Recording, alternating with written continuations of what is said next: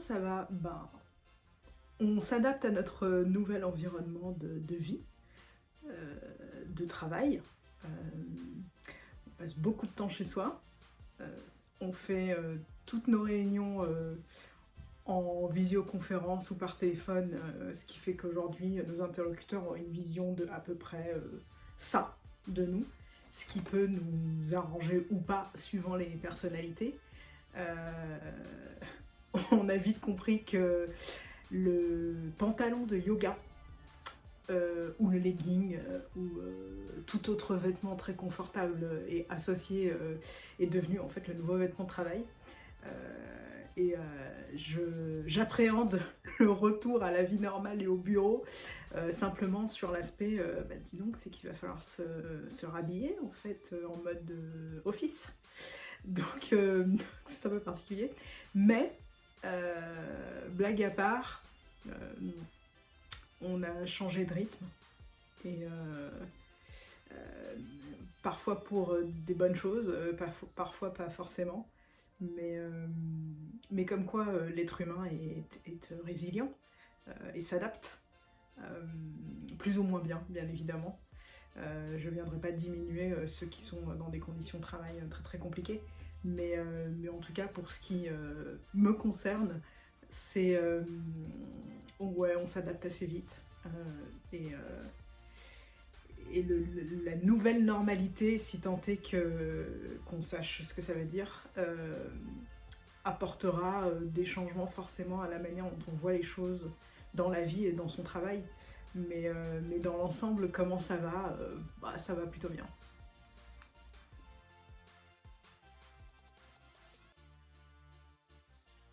L'avenir des infras après la pandémie, c'est une question qui est beaucoup étudiée en ce moment et qui revient souvent sur le tapis.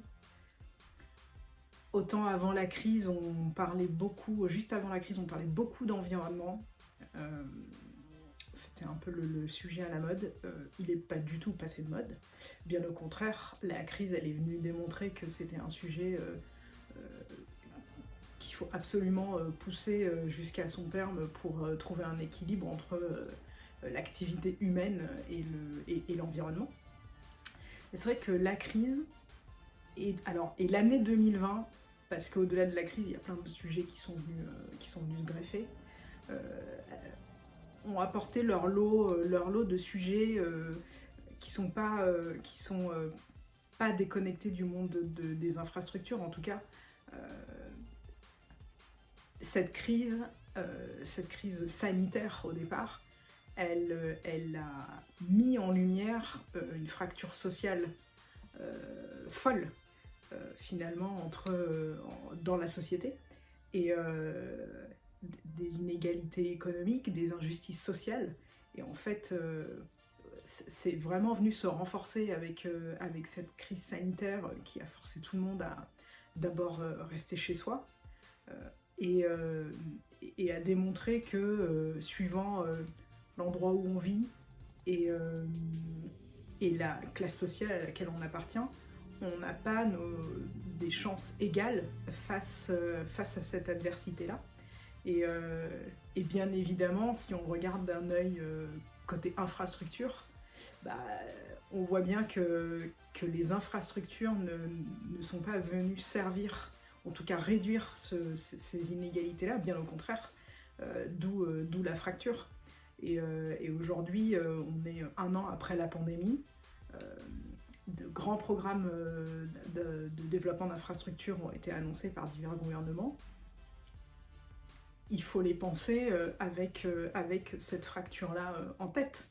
Euh, le nombre de gens qui n'ont pas eu accès à des soins de qualité minimum, euh, le nombre de gens qui n'ont pas pu offrir à leurs enfants l'accès à l'école à distance, le nombre de personnes qui se sont retrouvées coupées des chaînes d'approvisionnement de denrées alimentaires, ou en tout cas de denrées essentielles. Toutes ces questions, elles doivent aujourd'hui trouver des réponses. Donc il y a un énorme chantier là-dessus. Et puis, du coup, c'est venu un peu alimenter la discussion autour de ce qui est des considérations sociales et sociétales, en fait, quand on regarde des projets d'infrastructure, et particulièrement de l'œil des investisseurs, qui aujourd'hui ont bien dans leur politique cette thématique-là, et qui, avant d'investir, vont s'assurer que les projets qui leur sont présentés répondent à ces questions, en plus de l'environnement. Donc quelque part c'est une bonne chose que cette crise a apporté, et qu'il faut, il faut aujourd'hui y trouver une réponse, et il y a beaucoup de choses à faire. L'autre thématique dans l'avenir des infrastructures, c'est le mot qui revient souvent, la résilience. Aujourd'hui, on a bien vu qu'un grand nombre d'infrastructures ont manqué d'adaptabilité ou de flexibilité face à la crise, parce qu'on s'est retrouvé dans une situation inédite d'un grand nombre de besoins de ces infrastructures sur une durée assez courte, et finalement une capacité d'infrastructure à ne pas pouvoir y répondre. J'ai en tête les hôpitaux, c'est assez évident qu'il y a eu un petit souci de capacité à assurer le service de cette infrastructure-là en particulier, ce qui malheureusement, dans la crise qu'on a vécue et qu'on vit toujours d'ailleurs, est essentiel. Mais pas que. Le besoin de connectivité à distance, par exemple, le fait d'avoir enfermé tout le monde chez soi et de prôner le télétravail a créé un vrai besoin de connectivité, et d'avoir ces outils de travail à la maison qui en fait ne sont pas offerts à tout le monde, ou en tout cas la capacité des infrastructures à proposer en même temps à un grand nombre de gens cette qualité de service, c'est vrai que ça a montré en fait ses limites, et donc il faut aussi travailler là-dessus. Au-delà de ça, ça démontre aussi finalement le besoin des usagers auxquels les infrastructures doivent répondre. Alors en période de crise, c'est une évidence, mais pas que. Par exemple, on peut voir que la crise, elle a mis en lumière cet exode des gens qui ne souhaitaient pas rester cloîtrés chez eux dans des grandes villes, des grandes métropoles, et ont préféré être confinés dans des endroits plus petits, mais qui assuraient une qualité de vie un peu meilleure. Et donc ça fait poser la question, en tout cas à ces villes-là, de l'attractivité, leur attractivité à ces personnes en fait. Et finalement, tellement de gens qui ont aussi décidé de changer de carrière et de faire des reconversions professionnelles, parce que la vie en ville, dans une idée cloîtrée, confinée, ne leur convenait pas. Et donc ça, les villes vont forcément, notamment les grandes villes, vont devoir se poser ces questions, de savoir ce qui a manqué, ce qui manque d'ailleurs, pour que les gens s'y sentent finalement bien, quelles que soient les circonstances. Ça va aussi donner place à des idées, à de la créativité sur l'aménagement des territoires dans le pays, mais partout ailleurs dans le monde en fait. Et donc c'est un aspect assez intéressant. Et du coup, ça me laisse à penser que l'avenir des infras, il est fait de beaucoup de challenges à relever. Mais dans un cadre de créativité, de devoir penser les choses autrement, de les faire différemment, pour finalement un bien commun. Et ça va passer par un partenariat beaucoup plus étroit et beaucoup plus fluide entre le public et le privé. On ne peut plus avoir aujourd'hui la fracture et cette guerre ancienne du public contre le privé. Aujourd'hui, on a tous un intérêt à ce que les deux fonctionnent bien pour assurer des infrastructures qui vont servir le plus grand nombre sur une base équitable en fait. Donc beaucoup de choses à faire finalement dans le monde des infras, et c'est intéressant, et c'est un avenir excitant finalement.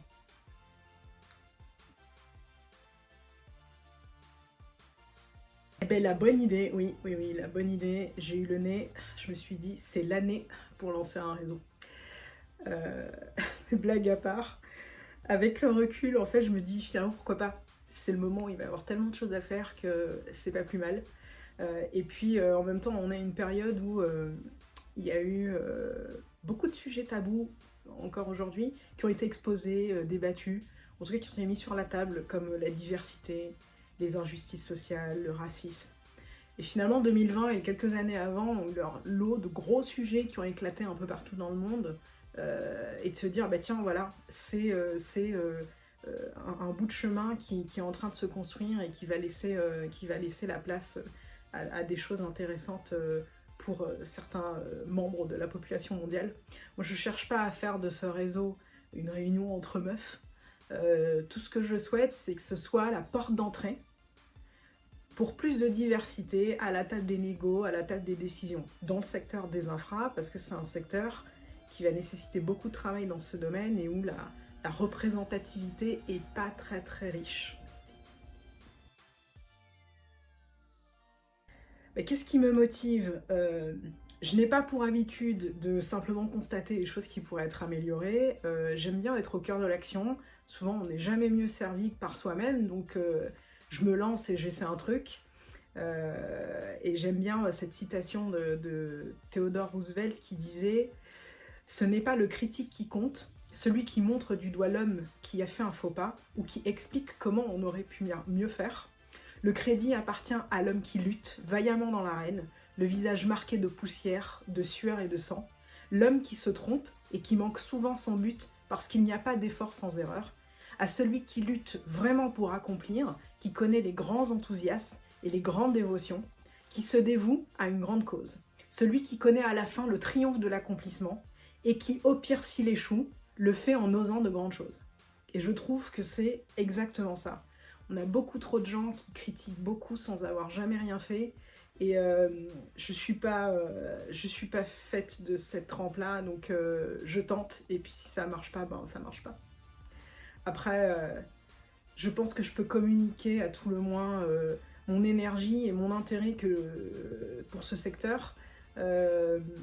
J'ai envie de partager la satisfaction d'avoir accompli une tâche qui va se rajouter à un ensemble qui lui-même va donner naissance à une infrastructure qui est bien réelle et qui va avoir un impact sur la communauté. Et je trouve que c'est un sentiment génial.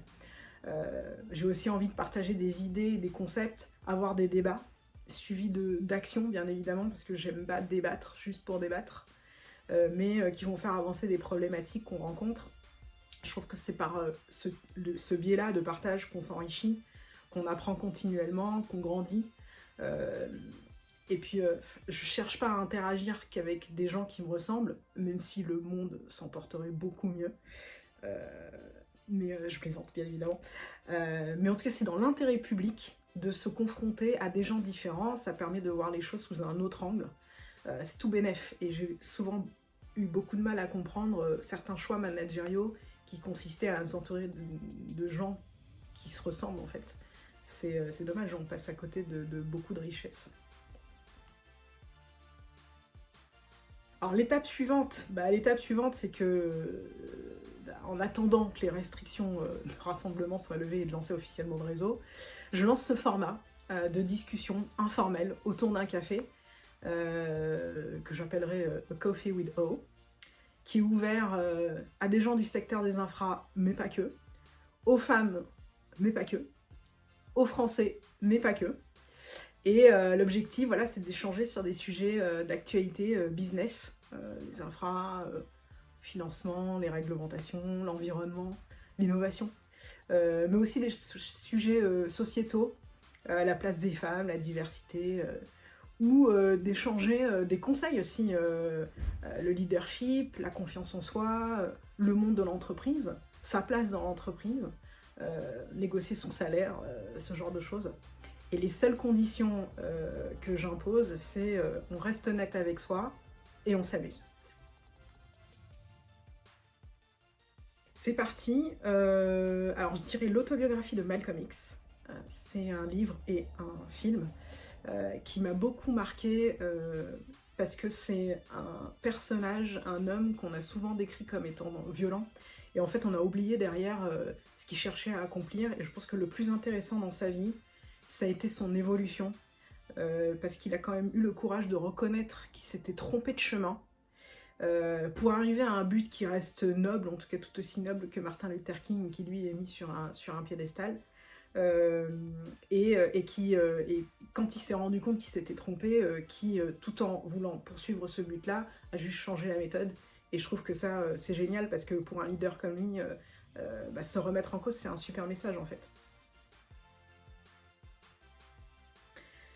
Euh, je lui dirais, ça va être compliqué, mais t'inquiète, tu gères. Ah, Maniac du film Flashdance. She's a maniac, maniac on the floor. C'est exactement moi.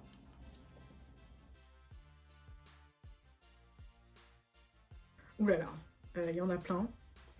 Comptable, je sais pas pourquoi d'ailleurs.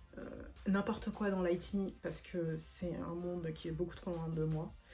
Ou commercial VRP. Ça aussi, là, je crois que j'aurais pas la patience de faire ça.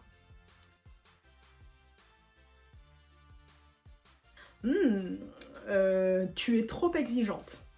Ce à quoi j'ai souvent envie de répondre, vous êtes trop médiocre.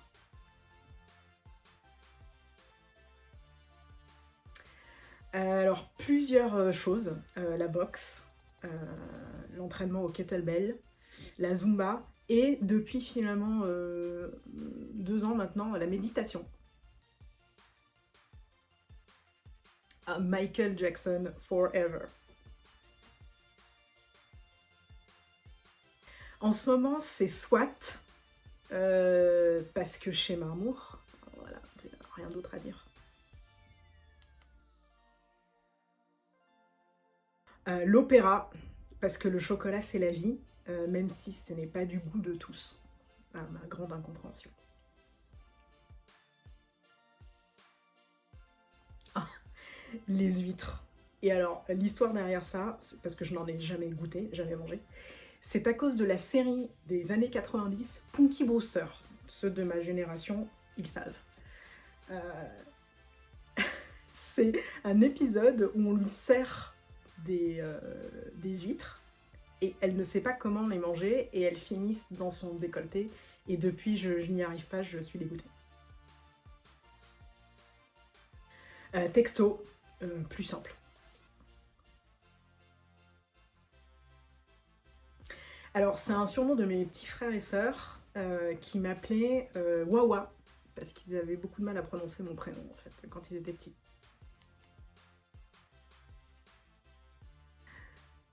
72 000 en toute humilité. Ah bah 2 semaines maintenant. Dans un an, qui sait si je suis encore en vie, quoi.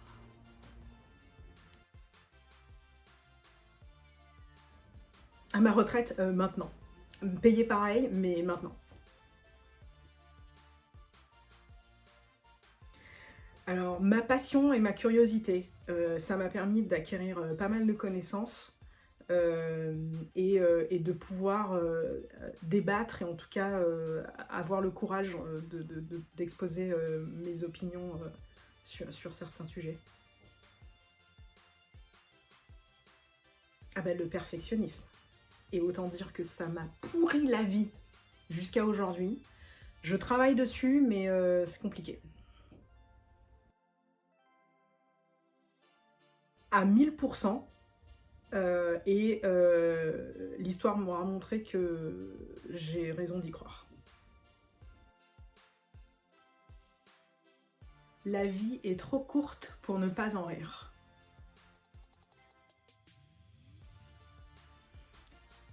C'est une année qui a été assez mal vécue par les plus jeunes, qui voient pas vraiment leur avenir d'un bon œil. Et pourtant, même si beaucoup considèrent que cette année 2020 est une année blanche pour eux, il faut arriver à trouver de l'optimisme finalement dans ce qui va se passer. Et donc, comme je le disais en début, il y a tellement de choses à faire, et notamment dans le monde des infrastructures, donc l'objectif étant de convaincre les jeunes que les infrastructures, c'est un secteur sur lequel il faut compter et dans lequel on peut faire des choses très très intéressantes et très drôles parfois. Donc moi j'ai envie de dire, ne perdez pas votre optimisme sur ce qui va se passer. Vous avez l'occasion d'être les acteurs du changement.